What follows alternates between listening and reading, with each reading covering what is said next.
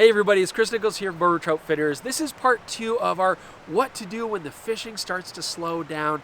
We're out here on the Bow River in Alberta and we've got a really bright sunny day. We're getting to the late summer. That means that the water's getting low and it's starting to get a bit warm, and these are all things that turn the bite off. As well, we're getting later in the season, so the fish have seen a lot of flies. What can you do to get the bite back on? That's what I'm going to show you today, and we're talking about nymphing in particular. So we're talking about nymphing. Let me just start the whole conversation by saying, look, when you're having a tough day, one thing that a lot of people do go to is just nymphing in general, right? I mean, the idea being that on bright sunny days, hot water, the fish want to go deeper. They want to be, out of the way of all that bright sunlight and warm water, so they get into deep holes. And that's where nymphing really can target fish effectively. Plus just the fact that a lot of trout do the majority of their eating subsurface. So just going to nymphing should be an advantage, but it's not always that easy. We've had a pretty tough morning here. So what you want to do in this case is first try matching the hatch, right? I mean, if it's early summer, like the start of July, we might be throwing stonefly nymphs out there. If it's runoff, we might be throwing a lot of worms out there and stuff.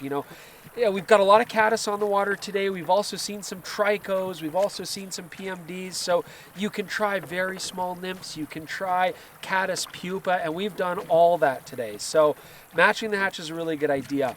The second piece of advice I would have is, if you're ever in doubt or you're ever having a hard time, go smaller. I tend to fish here on the Bow River nymph size 16 or smaller almost all the time, unless I'm fishing like a stonefly nymph or a worm, for example. Now, if all else fails, you're trying to match the hatch, you're going smaller, and it still doesn't work, then what I try to do is actually just go crazy. What I mean by that is, don't try to match the hatch. Try patterns that are more what we call attractor patterns. They don't necessarily look like what you would see in the water. They don't necessarily match a particular bug, but they just cover a lot of different kinds of stuff. So something like small midge patterns, even chironomid patterns that people think are only for lakes can work really effectively. Perdigons are a nice option. They get down nice and deep. They sink fast. Again, they just mimic a small mayfly nymph, but they tend to be fairly colorful. Or prince nymphs are a great classic nymph as well. They don't look like they should catch fish, but they do.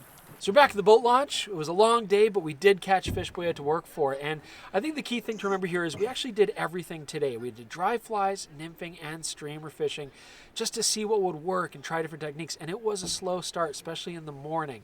Now this is part 2 of the video, so we're talking about nymphing here today. And with nymphing, we actually didn't do that much of it. I mean, we did catch fish, absolutely. Prince nymph, little chironomid patterns, those did work. We had to go to something wacky. Matching the hatch didn't really work very well. And so that's the name of the game. It's about trying different things, changing things up. In the end, we did catch fish, but then we actually went to streamers because that was the most productive thing today.